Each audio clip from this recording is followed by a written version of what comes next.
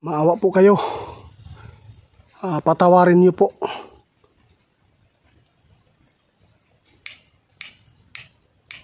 Patawarin po niyo si Ramel.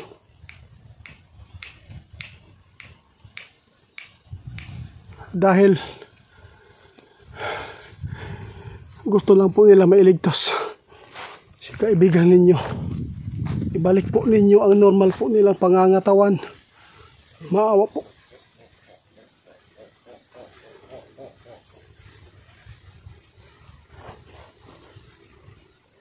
Kaibigan,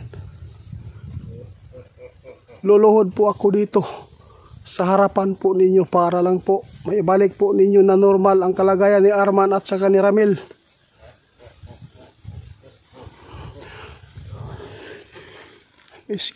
Tumawa po sila. Seryoso po yung pag-iusap ko sa inyo. Maawa po kayo. Guys, samahan niyo po ako guys. Mag-isa lang po tayo dito sa papunta po sa Baliti. Kasi po, nagpatulong na po ako sa manggagamot kung saan po natin po ay nakuhaan o pangontra. No, yung kakilala po natin. Dahil po si Ramel at saka si Arman, hindi po makatayo ng maayos dahil po sa pangyayari na kanyang natatanggap po dito sa may puno ng Baliti kung saan po si Ramel ay nagwala doon sa may puno. No? Palakol po yung gamit niya. At saka yung palakol po guys, sa totoo lang guys, nawala po. Inagawan po siya ng palakol, ng engkanto. Kaya ngayon guys, ako na lang po muna magpunta dito sa Baliti para makausap natin yung nakatira dito dahil po ay sobra na po nilang paghahanda ngayon para po tayo ay madisgrasya. At saka gusto po nilang hindi maputol yung bahay po nila, yung puno na ito. Kaya ngayon guys, kausapin na lang muna natin kasi sabi ng manggagamot, puntahan mo itiit kasi po yun lang po talaga yung paraan para po maging okay po ang lahat. Kaya ngayon guys, subukan ko guys, no? Ang sabi ni kaibigan natin na manggagamot, piliin mo na lang kung sino ang ililigtas mo, yung duwindi ba o si Ramel. Mas pinili ko guys, dalawa, sila Ramel po at saka si Linyo. Baka po makaya natin kausapin yung nakatira dito sa may puno ng Baliti. Subukan natin na magmamakaawa po tayo dahil po sa kalagayan ni Ramel. Nasa critical po yung buhay nila Ramel at saka ni Arman, no? Guys, kanina pa ako rito guys. Meron tayong narinig po sa may puno ng Baliti guys, nagpupukpok. Ang ibig sabihin yan, sabi po ng manggagamot, kapag meron kayong maririnig na nagpupukpok doon sa may puno ng Baliti, ibig sabihin yan, meron silang pinahirapan. Dito ko na-gets guys. Totoong sabi po ng manggagamot na puntahan si Ramel po at saka si Arman yung nila tinira ngayon. Napakadelikado yung nakalaban po daw natin, sabi ni bro natin na manggagamot. Yung binilhan po natin ng guys, pangontra, lahat po ng pangontra niya guys, no, sinuot niya dahil po sa lakas po ng nakatira dito.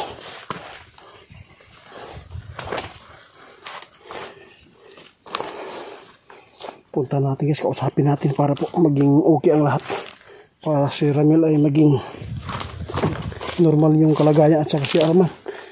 Hindi na po nakapagtrabaho si Ramel dahil sa nangyari po sa palakol niya dito sa may puno. Kasi yung palakol guys, no, hanggang ngayon hindi na nakita.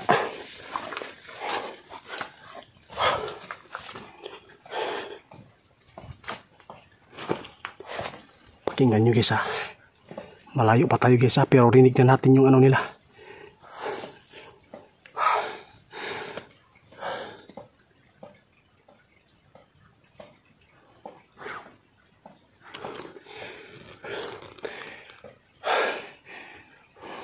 Meron tayo na rin guys, pinukpok. Hanggang ngayon guys, ipinagpatuloy po nila yung pagbalda nila kay Ramel at saka ni Arman. Dapat po natin makausap ngayon. Parang Hindi na maganda yung takbo ng pag-i-explore namin guys. Parang delikado na talaga yung kalagayan namin. Kung hindi sila po papayag na maging ugi ang lahat, ito na lang paraan ko.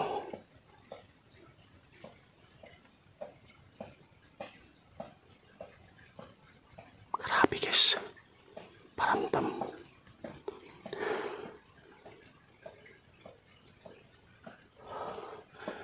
Grabe, bakit po nang ganito po?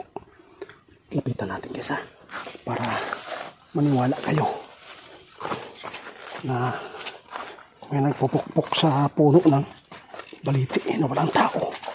Ito yung sinabi ni John Paul na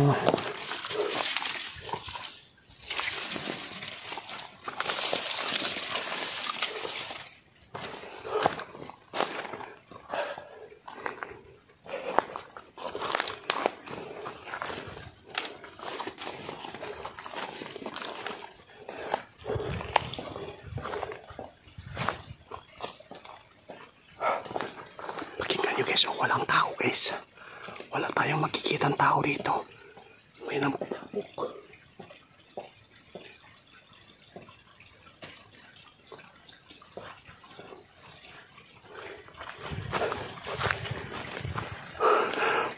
Mapipilitan ako mag-orasyon guys dahil po aramdam ko na po yung yung pag-ikop pa ng kanilang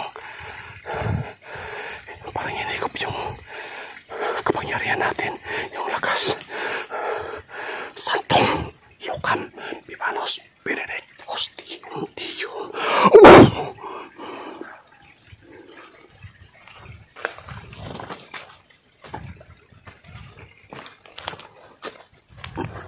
Wala akong magawa guys kundi magbakod sa sarili ko.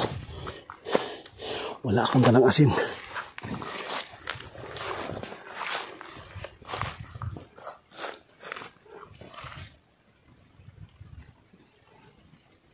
Nawala yung namukpok. Nawala yung namukpok guys. Mula nang inorasyonan ko para sa mga biyata yun.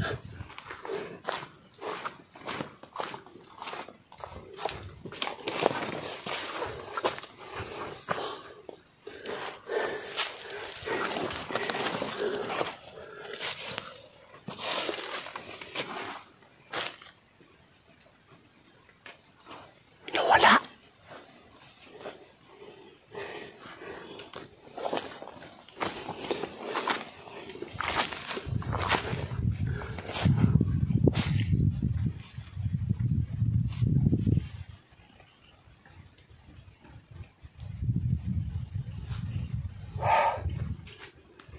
Pasimula tayo.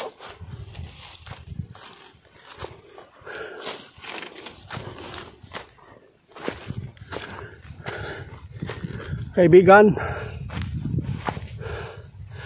narito po ako. Ngunit mababang loob akong lumapit sa inyo dito ngayon. Patawad po sa nagawa naming kasalanan. Maawa po kayo. Patawarin niyo po.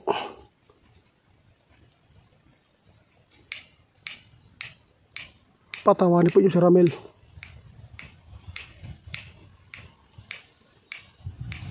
Dahil gusto lang po nila mailigtas si kaibigan ninyo. Ibalik po ninyo ang normal po nilang pangangatawan. Maawa po.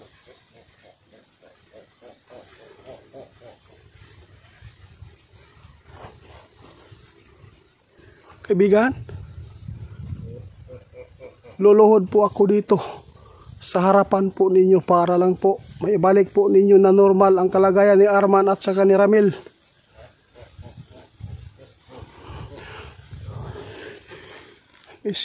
Tumawa po sila. Seryoso po yung pag-iusap ko sa inyo. Maawa po kayo.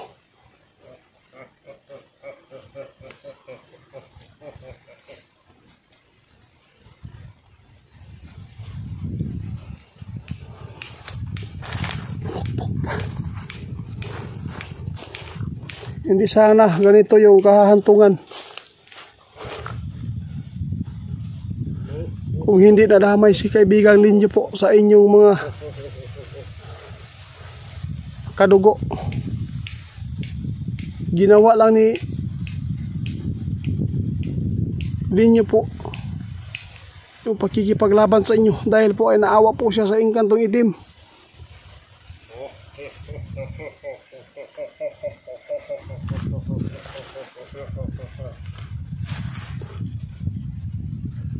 Si Ramil po, ibalik po ninyo na normal ang kanyang kalagayan ngayon at saka si Bro Arman.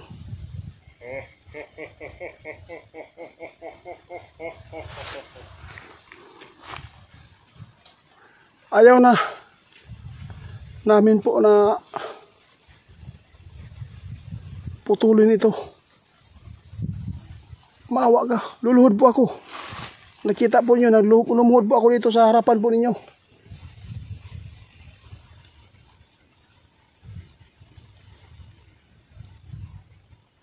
Salamat kaibigan, hindi ka na po tumawa. Alam kong tanggap po ninyo yung pagkipag-usap ko sa inyo at paghingi ng tawad po sa inyo.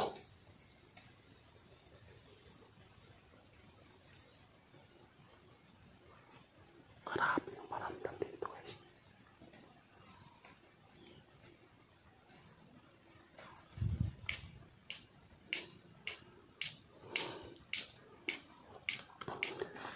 Salamat kaibigan na tanggap po ninyo ang aking paghingi ng sorry at hindi ko na po ipagpatuloy ang pagpuputol po dito sa inyong tirahan. Nakaputi guys. Nakaputi na stas guys. Sana po nakunan ng kamera. Wala na po si Sinba dito. Wala na. Nilipat namin dahil po ay nagmamakaawa siya dahil sa kabutihan po ni Linjo. Nais lang po niyang tumulong.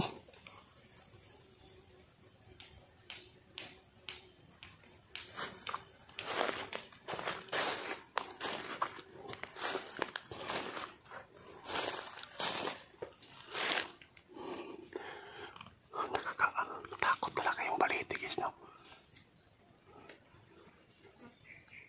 Paramdam ka kaibigan. Salamat po at inihinto na po ninyo yung pagpanakit po ninyo kay Ramil at kay Arman. Kanina po nang papunta pa lang ako dito kanina, narinig ko po ang inyong ginagawa na pagpukpok. Ibig sabihin yan, meron kayong sinasaktan. Salamat, wala ko na narinig guys. Wala natin narinig na po dito. May sumilip pa. Kaibigan, hindi na po ako magtatagal po dito. Hindi lang po ito yung mission ko, kundi marami pa. Tulungan po ninyo si Ramil at saka si Arman na maging normal na po sila para makasama ko sa pag-explore. At meron po akong mga backup na magigiting at saka ayaw na namin po magplano ng masama po dito sa inyo.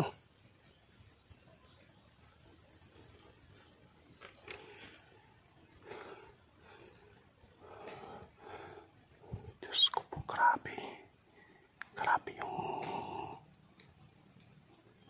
meron narinig natin pero hindi naman po nagpukpok. Parang may lang nagtatrabaho sa ilalim. Kaibigan, sana po pagbalik ko ngayon, makasama ko na si Ramil at saka si Brad Arman sa pag-explore. Kung pwede, makipagkaibigan na lang ako sa inyo. At saka, pwede po, samahan niyo po ako ngayon. Papunta po ako doon sa kubo kung saan po nakatira yung aswang na isang pamilya. Kasi siya na lang po yung natitirang huhulihin ko po doon sa area kung saan po namin ay nasagupa sila. Yung asawa naging normal na. Samahan niyo po ako, sana po makatulong ka para po malaman ko na okay na po tayo. Guys, ginawa natin to guys. Alang-alang sa kaligtasan ni Arman at saka si Ramil. Lumapit tayo dito. Ibaba natin yung pride at saka yung loob natin para po ay maging okay ang lahat. Pero huwag kayong mag-alala guys dahil po si Linyo, maghanap po tayo ng paraan kung paano natin matulungan. Kung wala ibang choice, alam na po ninyo guys kung anong gagawin ko dito. Salamat po sa inyong pagsuporta sa amin. Sana po na makita natin yung palakol. Bakit hindi na nakita nila Ramil mula nang nawala.